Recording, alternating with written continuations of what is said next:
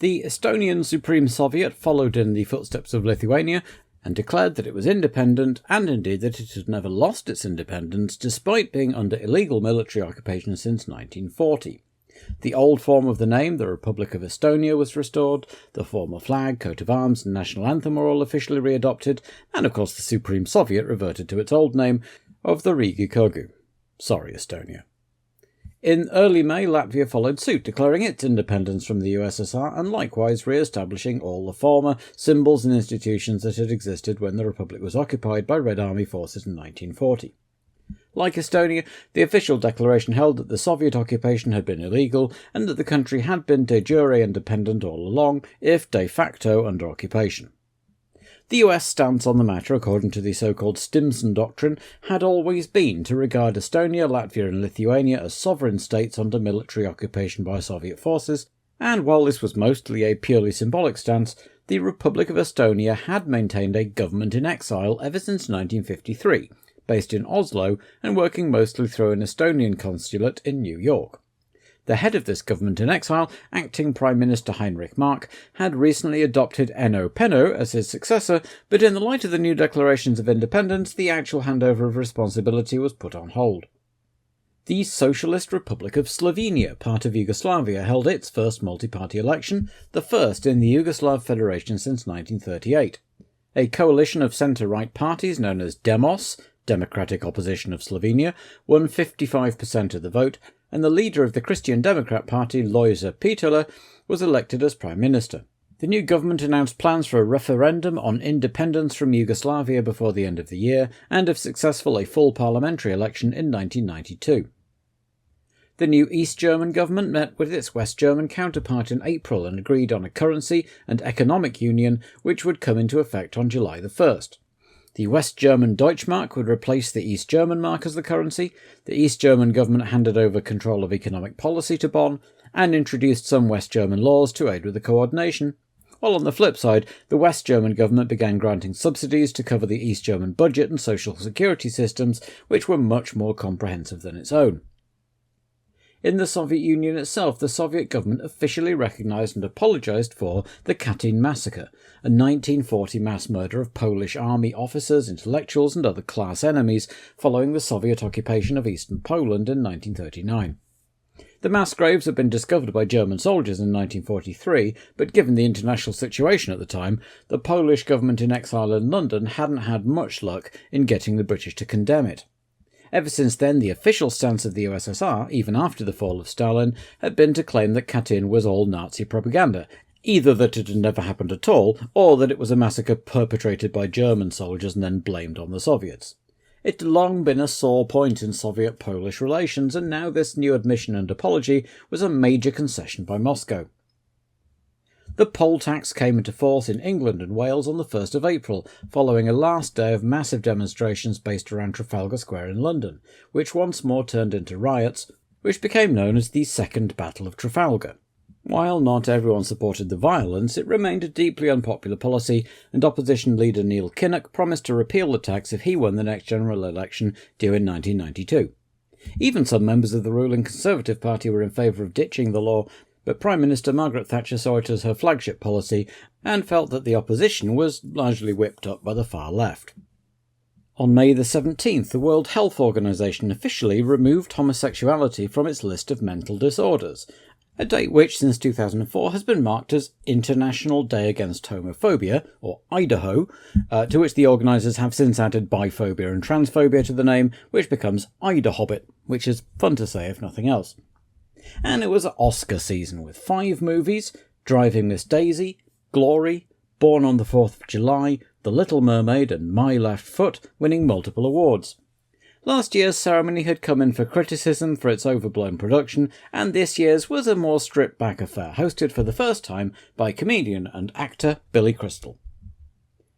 All that took place in the long 7-week gap between races, during which time the majority of teams had done at least some work on their cars, and there were several new chassis on show as well, because at Imola there were some new safety regulations coming into force, for example requiring drivers to be able to move their legs up to the level of the steering wheel. A quick summary going in race number order then.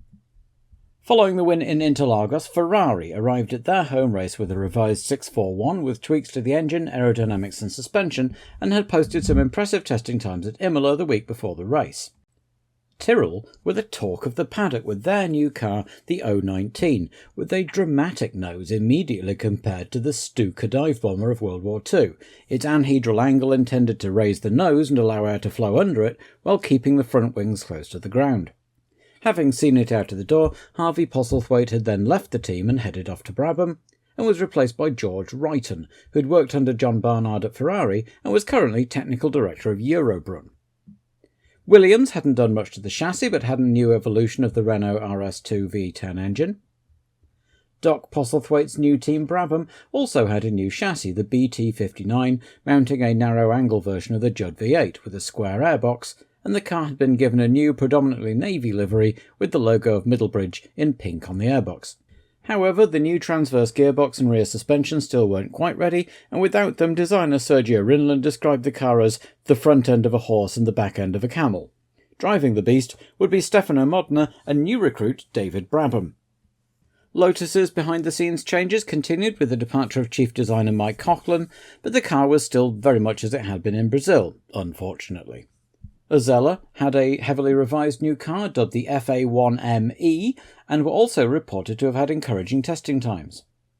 Leighton House had had a pretty awful couple of races despite already having their 1990 chassis, but thought they had now identified some aerodynamic problems and were working on fixing them. Immediate prospects were less encouraging though, with Capelli writing off another chassis in Imola testing, and team manager Ian Phillips hospitalised for Grand Prix weekend with a nasty dose of viral meningitis. AGS were another team arriving with a new car, the JH25, with a similar boxy air intake to the Brabham, and lower side pods and a slimmer profile than its predecessor overall, though under the skin most of the components were actually unchanged, and the team's testing had been cut short when Yannick Dalmas had crashed badly and hurt his hand. Rory Byrne and John Barnard's new Benetton B190 mounted a new version of the Ford HB V8 engine and abandoned the shoulder-mounted intakes of the previous couple of cars in favour of a more traditional overhead airbox.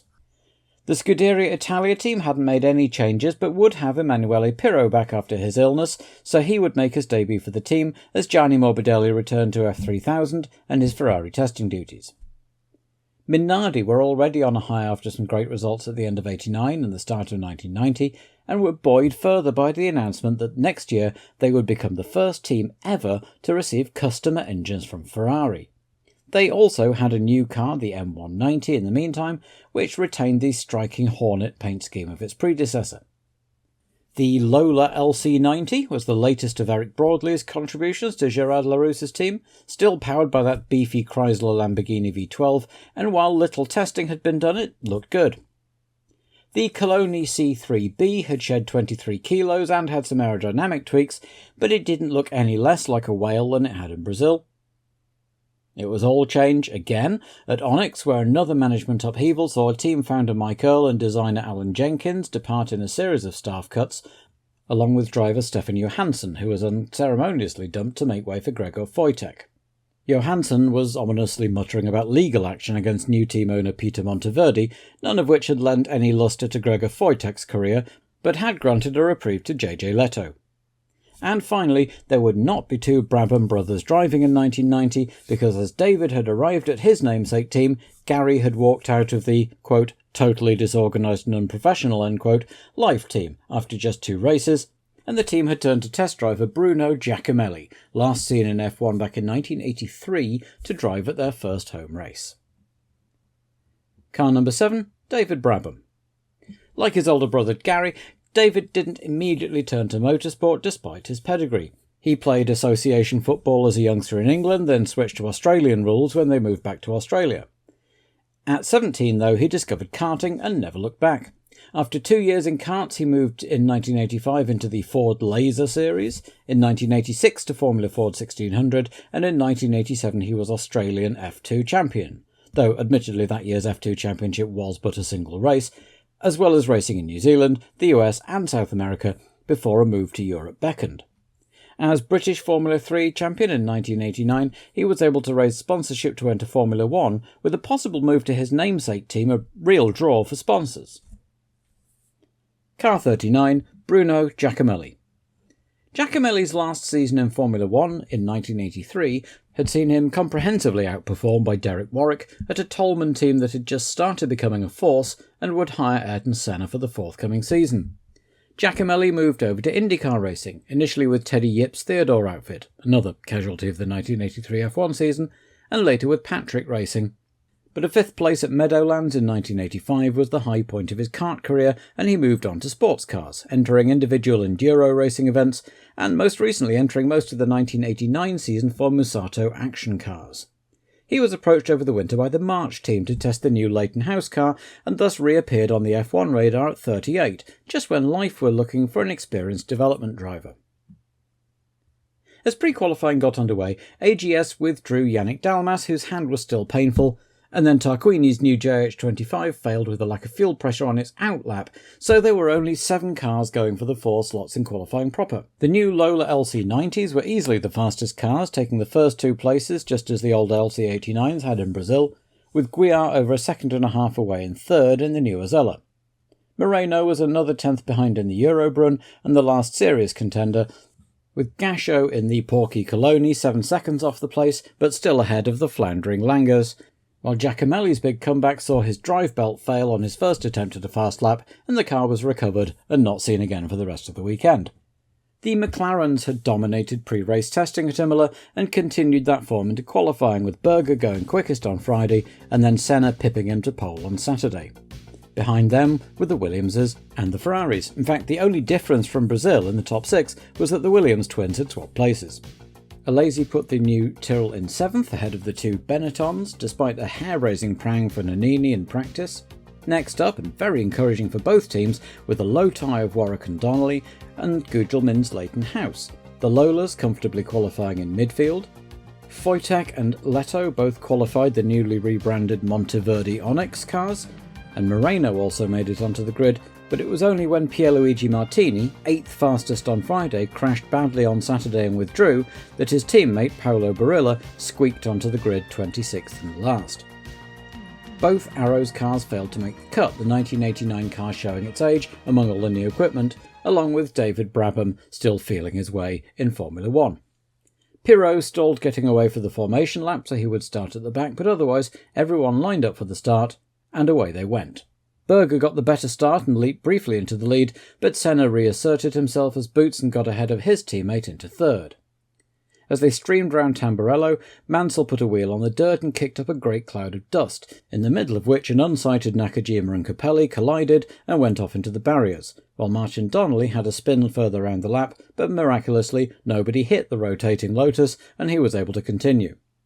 Alesi, meanwhile, had got up past both the Ferraris in the new Tyrrell, while Boutsen overtook Berger for second, so at the end of lap 1, Senna led Boutsen, Berger and Patrese, with Alesi nipping at the veterans' heels, followed by the 2 Ferraris and the 2 Benettons in formation. Berger was worrying at Boutsen, but seemingly unable to find a way past. The Belgian had been the fastest in the morning warm-up, and Ron Dennis was saying that the Williams Renaults were the only cars he was really worried about at the moment. Roberto Moreno's Eurobrunn also dropped out on the opening lap with a throttle problem, and Pirot departed the track on lap 2 as he spun off. Mansell overtook Alesi. The Brit was using the newer Ferrari while Prost stuck with the older bodywork for the time being, and then suddenly Senna wobbled and pulled off at the Rivazza with a broken right rear wheel. He said afterwards that he thought he'd got a puncture running over some of the debris from the Nakajima accident. So, Boutsen now led ahead of Berger and Patrese, who had Mansell rapidly closing on his rear wing but starting to emit puffs of blue smoke to the consternation of the crowd, even if it didn't seem to be slowing him down particularly right now. Alesi had an unforced spin, but ended up pointing the right way and continued, but was passed by Piquet a few laps later. Shortly afterwards, on lap 18, Boutsen came into the pits to retire from the lead. He'd been having issues with a slightly sticky gear shift and had accidentally selected first instead of third in one of the corners, which had not done wonders for his engine. So, Gerhard Berger now led, with Patrese second and Mansell third, but still emitting that haze of blue smoke from the back of the Ferrari. Nonetheless, he took the place on lap 22 to the rousing cheers of the fans at the circuit. As usual, it didn't really matter that an Englishman was overtaking an Italian if the Englishman was driving a Ferrari.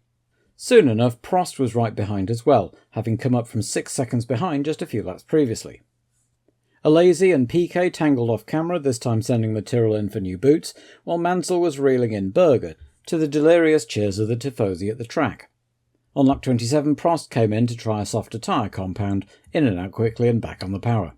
Mansell, meanwhile, continued his pursuit of Berger, despite almost being taken out by an oblivious De Cesaris, who was having a bad weekend after having also been responsible for Nannini's big accident in practice. Perhaps karmically, Mansell's Ferrari was fine, while De Cesaris came in to have new tyres but retired a couple of laps later, having damaged his wheel hub in the incident. But Nigel had lost a lot of time and momentum and had the work to do all over again to catch Berger, while Patrese was bearing down on him again. Nigel being Nigel, of course, he got his head down and went for it as the halfway point approached. On lap 29 of the 61, it was Berger leading Mansell, Patrese, Nannini, Prost and Piquet. Soon enough, the Ferrari was right on the McLaren's gearbox, and on lap 36, as they blasted through Tamburello, he moved left, but Berger moved to cover, forcing Mansell onto the grass and into a full 360 spin, which he was able to collect in a masterpiece of car control without even losing second place. Foytek, modelling his new blue helmet design, dropped out with an engine failure, and a couple of laps later Mansell's Ferrari engine detonated just as he approached the pits. He'd collected a lot of dirt and debris in his radiators, and Stone had punctured one of them, and his engine had just overheated. So, Berger now led Patrese by about 5 seconds, with Nannini up to third and Prost fourth, still not making much progress despite his softer tyres and battling with the Benetton, while Piquet and Alesi were fifth and sixth and both running fairly lonely races. Patrese had been leading at Imola in a Brabham way back in 1983 when an unforced error saw him stuffing it in a tyre wall and letting Patrick Tambay through to win for Ferrari. The cheers from his fellow countrymen as he climbed out of the cockpit had upset Ricciardo on that occasion, and maybe he had that in the back of his mind as he set about chasing down Berger for the lead. While Gerhard himself, of course, had had a horrific accident at this track last year, early in what turned out to be a dreadful year for breakdowns, and he would also be seeking to prove a point in front of the Tifosi and his new employers at McLaren. Gerhard had a slightly close call lapping Donnelly, who saw him late, but was able to get out of the way. Patrese, meanwhile, was closing at a second a lap, and on lap 50 he was right on Berger's tail.